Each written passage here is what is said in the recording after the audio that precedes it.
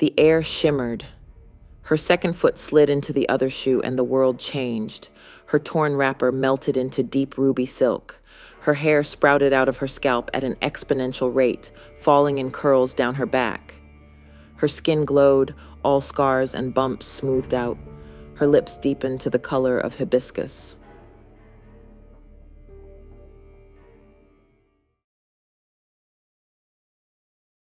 When it comes to wickedness, Tilly could write the book on it. The classic case. A family member taking in a child only to treat them with cruelty and disdain. And for what reason? No one ever truly knew. Because in almost every story like that, the same thing happens. The child grows up to become someone the wicked eventually kneel before, begging forgiveness. Tilly's case was no different. She had no memory of her father. He died when she was still a baby. Or so she chose to believe. Word in the village was that he had abandoned her and her mother because, as he said, he didn't want a child he could not look at. But Tilly clung to a softer truth, that he had loved her and died in an accident before he ever had the chance to prove it. Her mother, on the other hand, adored her. When the other children mocked her face or her clothes, her mother would pull her close and whisper, "They don't see what I see, my daughter. One day, they will." But that promise died the day her mother did. Tilly was 7. Her aunt moved in before the funeral smoke had even cleared, took the house, took the land, and turned Tilly into a servant for her and her 2 daughters, Ada, the oldest, and Kemi, the youngest.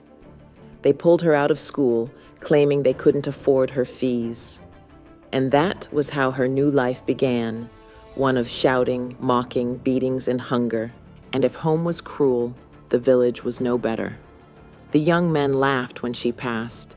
The women whispered and rolled their eyes. Even the children learned early that Tilly was fair game.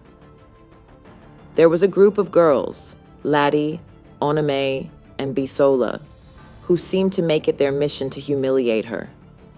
At the stream, they would laugh at her torn wrapper and rough hands. "Wash harder, Tilly," they'd tease. "Maybe you can scrub the ugliness off." She would stay silent, scrubbing her clothes, blinking back tears.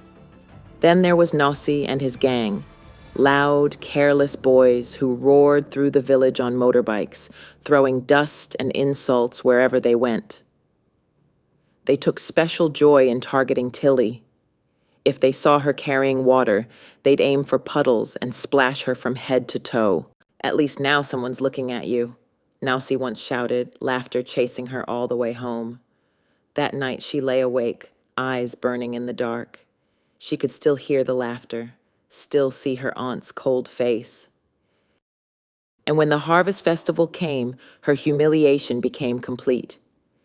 She begged her aunt to let her attend just to dance, to forget. Mama Odalie only smirked. "Go if you like, but wear that brown wrapper, the one nobody wants." Tilly washed it carefully, braided her hair, and walked to the festival hoping, just this once, she could be invisible enough to be left alone. But the moment she stepped into the crowd, eyes turned, laughter followed. Then Nossi saw her. He leaned off his bike, smiling cruelly. Look, the scarecrow came to dance. The laughter roared, even her cousins giggled. Then her aunt's sharp voice cut through. "Stop standing there like a ghost. Go home." And she did, her heart hollow, her soul splintered. That night, through the thin walls of her tiny room, she heard her aunt whispering. Jado the farmer came asking again. He's looking for a new wife. He'll take her. He won't mind her face. Jado, the man who married women for labor, not love, who beat them when the work was slow and buried them quietly when they were gone. Tilly sat frozen. Her breath came in gasps. Her mother's old words echoed in her mind. One day they will see your heart, but what good was a heart in a world that wanted it broken? She waited until the house fell silent. Then she packed nothing, not even shoes, and stepped out into the night. The road stretched ahead, pale and endless. The moon hung low, the forest whispering around her. Her feet ached against the stones, but she didn't stop. Her thoughts spilled out into the night. How could Auntie Odile do this to me? Jato? Of all people. She could still hear her aunt's voice.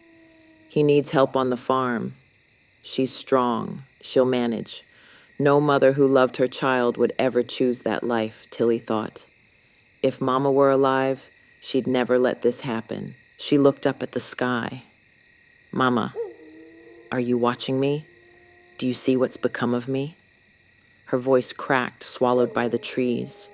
She wiped her tears, shivering, and kept walking. Maybe another village will be different. Maybe there's a place where people are kind. And then she saw it, a faint red shimmer down the road. Small at first, then pulsing gently, like a heartbeat. She slowed. There was no turning back. But as she got closer, she saw them. 2 shoes, ruby red, gleaming, jeweled, impossibly beautiful. As if someone had left a piece of the sun behind. She looked around. No one in sight. No footprints. Her breath caught. She knelt, reaching out, her fingers trembling. Warmth spilled through her palm, soft and alive. She paused, stood up and called out. Hello? Is anybody out here? She waited. Nothing. Just the trance-like glow of the shoes. Maybe this is a sign, she thought. Maybe Mama sent them. Drawn by a force she could not explain, she slipped one shoe on, and warmth raced up her body. The air shimmered. Her second foot slid into the other shoe, and the world changed. Her torn wrapper melted into deep ruby silk. Her hair sprouted out of her scalp at an exponential rate, falling in curls down her back. Her skin glowed, all scars and bumps smoothed out. Her lips deepened to the color of hibiscus. She looked down at her legs and her dress and almost fell to the floor.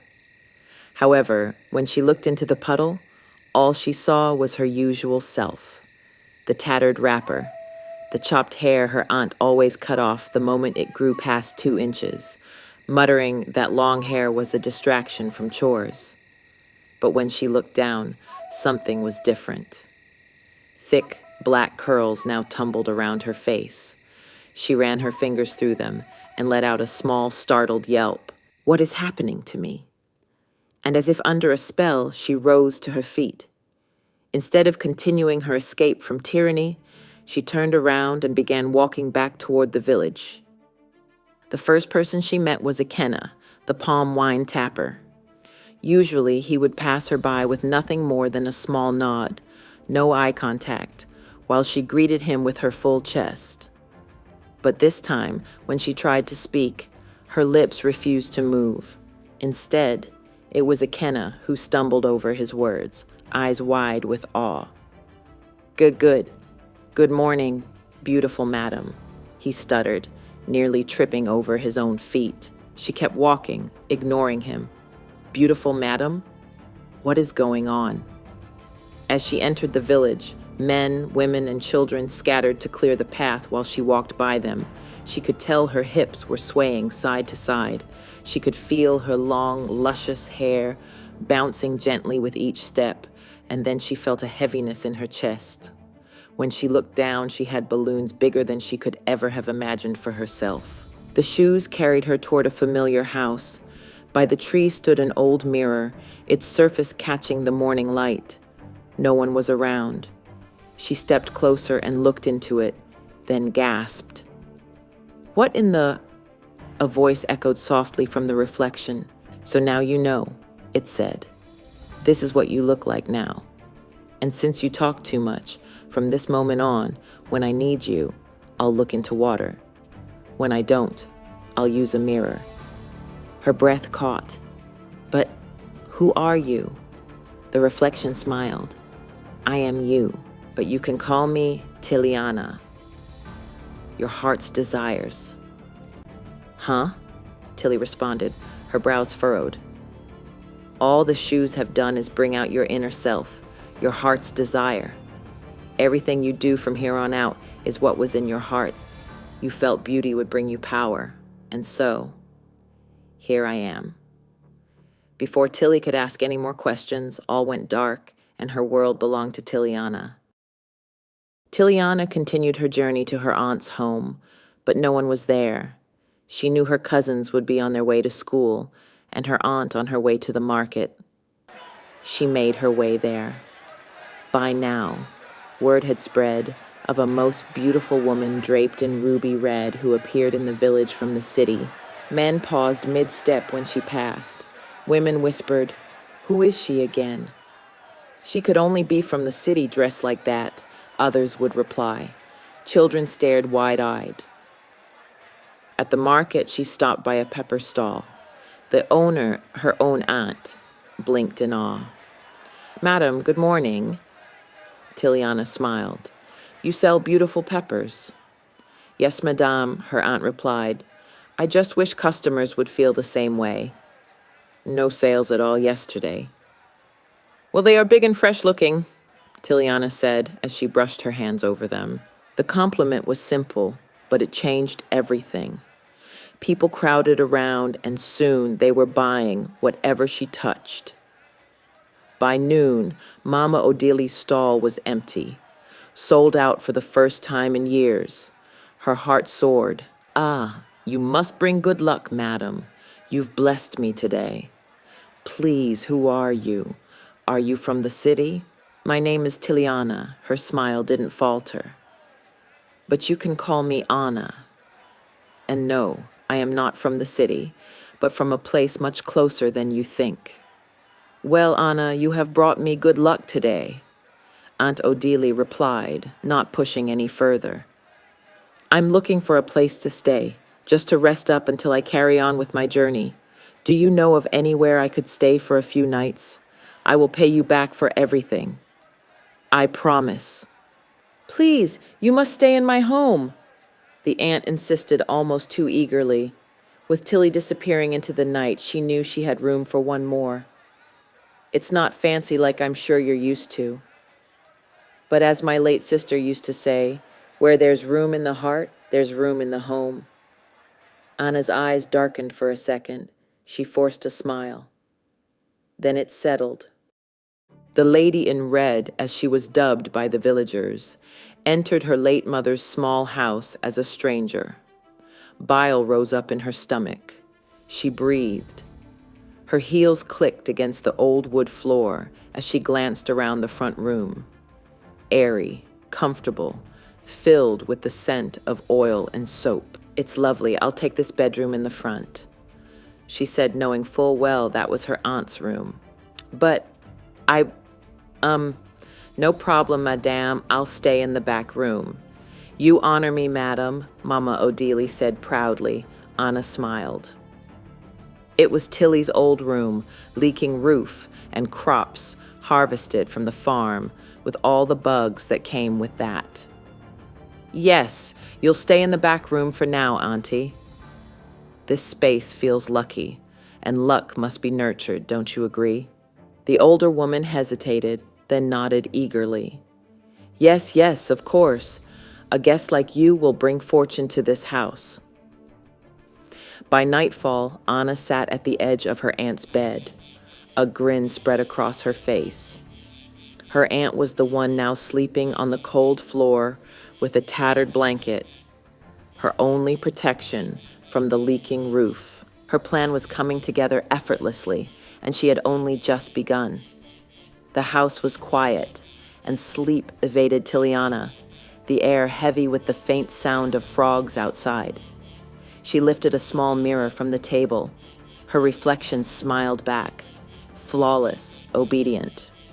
She set the mirror down, laughing softly. She poured water into the basin to wash her face. When the ripples calmed, she leaned over. Tilly stared back.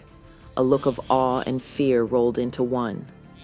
"Yes, your auntie dearest sleeps on the floor in your room tonight." Tilly giggled in the rippling water. "Yes, There were many nights I wished she could sleep in my room just to know how uncomfortable and horrible it was. I know. Anna grabbed the basin and threw the water out of the window. By morning, the village belonged to her. Wherever she walked, business flourished. A smile from the lady in red could settle an argument. A glance could bless a stall. Mama Odalie lied that the lady in ruby red was her long-lost relative from the city, and people believed it. However, when people asked about Tilly, Mama Odalie smiled confidently. Oh, her? She left for her husband's house. Jatto took her. A fine match. The villagers nodded. It made perfect sense. By noon, the story had spread. The lady in red was sent by the gods. The market women left small gifts at her door, yams, folded wrappers, bottles of perfume. Tiliana accepted them all, her smile gentle, almost knowing. But her mind was now on Ladi, Onome, and Bisola, the pretty girls in the village that always taunted her mercilessly, especially at the river when she went to fetch water. Before Aunt Odalie could turn around, Anna had disappeared. That afternoon, the river was bright and loud as it rushed furiously and lashed against the rocks. Laddie, Onome, and Bisola were there as always, skirts hitched at the knee, hair slicked from the stream, gossiping and preening while they worked. The part of the river that no one ever dared go to. It was their secret spot, and it was dangerous. Tiliana knew this, and they had already spotted her the moment she appeared on the path above the bend. She walked slowly, the hem of her red dress just brushing leaves. As she approached, they froze. A flash of color on the sleepy water, a silhouette they did not recognize as the same scorned girl they had bullied. Laddie called to her, "Good afternoon, Auntie." The other girls curtsied slightly. Tiliana did not respond, just glared at them as she slowly approached. Onome frowned. "Are you okay? Are you here to fetch water?" Tiliana was amused they had no idea who she was. The girls looked at each other, confused. Bisola broke her silence. "Do you need help?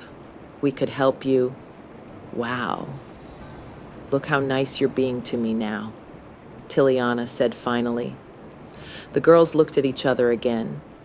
"Excuse me, Ma? We don't understand." Tiliana smirked. "What was it you told me? Wash harder, Tilly. Maybe you can scrub the ugliness off." The three grabbed each other.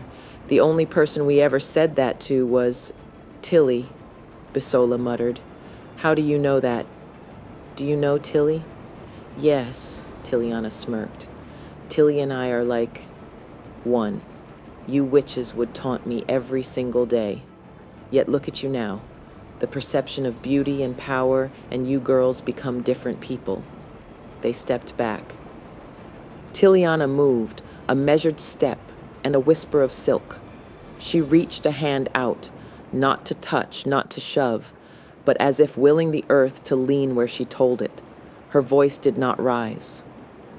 "Watch your footing," she said once, almost kindly, and as if her words had invisible arms, the air snapped, small and electric. For a breath, the day hung still. Laddie tried to step forward. Her foot found nothing under the moss. She slipped, her arms flailed. She reached for a grip that became wet stone, then nothing at all. With a startled, terrified cry, she pitched forward and tumbled into the river. Onome shrieked and reached for her, losing her balance in the scramble. Bisola lunged to grab a hand, and slipped as well. In seconds, the three of them were flailing and coughing in the current. Panic etched across their faces, looking less graceful than they had ever been at their cruel games. As Tiliana slipped through the trees and disappeared, she heard the shrieks that brought men from the yam fields and women from their stalls. Someone threw a rope. Someone else dove in. By the time the villagers could drag all three girls out, they were breathing but unconscious. When the market later buzzed with the story, Tiliana moved among the stalls as if nothing at all had happened. She bought a small packet of roasted granites and ate them with a satisfied smile. Then the indigestion began. A sourness had grown low in her belly, a burning, heavy discomfort. She tried to ignore it. It was Tilly, and she was upset. Rumors spread. An accident. A slip on the mossy rock. Surely the girls had been horsing around. By dusk, word from the hospital was not good. The girls had been in the water for too long. It was unlikely that all three girls would survive. When the house grew quiet and Aunt Odelia and her daughters were sleeping in the back room on thin mats, Tiliana sat at the basin in her bright front room. The lantern threw a soft pool of light. Outside, the night smelled of rice and smoke and water. She filled the basin, watching the water settle. Her hands trembled just enough to shadow the ring of a small, secreting nausea. She leaned over and watched the surface. Tilly appeared, raw, small, horror-faced, the girl who had been pushed and laughed at and promised away. Tilly's reflection stared at Tiliana. Her mouth moved. Her voice, muffled by water, reached Tiliana like a sob in a distant room. "What did you do?" she mouthed. "What did you do?" Tiliana's jaw tightened. "What did I do?" she repeated, slower, as if testing the sound. Her voice was an edge now. "Ask yourself that question." There was a long pause. The house seemed to hold its breath. "How many times have you wished these girls would just fall into the river and disappear?" Tiliana said finally. Her voice was softer than before. Tilly's mouth opened in astonished hurt. "Yes," she whispered. "But I would never." Anna laughed mockingly. I could never, but you did. If even one of those girls recover, you're finished," Tilly said. "You mean, we're finished?" There was absolute conviction in her tone. It settled into the room like a promise or a threat. Tilly's wet face pushed at the basin of water, desperate. "Take the shoes off." "I have had enough of this. Take them off." Tiliana looked at the shoes at her feet, red jewels winking in the lantern light. She curled her fingers around the rim of the basin and sneered. A cold smile that did not reach her eyes. "Oh, my dear Tilly, I have only just begun." Tiliana scooped the basin up and flung the water through the open window. It smashed against the packed earth below in a stuttering, wet scatter. The splash sounded obscene in the quiet house. She flopped back on the bed, folding her arms around herself in a brittle, triumphant curl. Her nails dug into her palms, her stomach twisted with the acid churn of indigestion. She let out a soft laughter that was almost a sob and rolled onto her side. "You kept me down long enough," she whispered into the thin pillow. "Now it's my time." She pressed one hand to her belly where the sourness curled and folded. Somewhere in the night, a dog barked, then stilled. Tiliana's breath slowed. Her eyes closed. In the basin below the window, a small slick of water reflected a yelling Tilly that no one could hear. The drop of water dried out without a trace.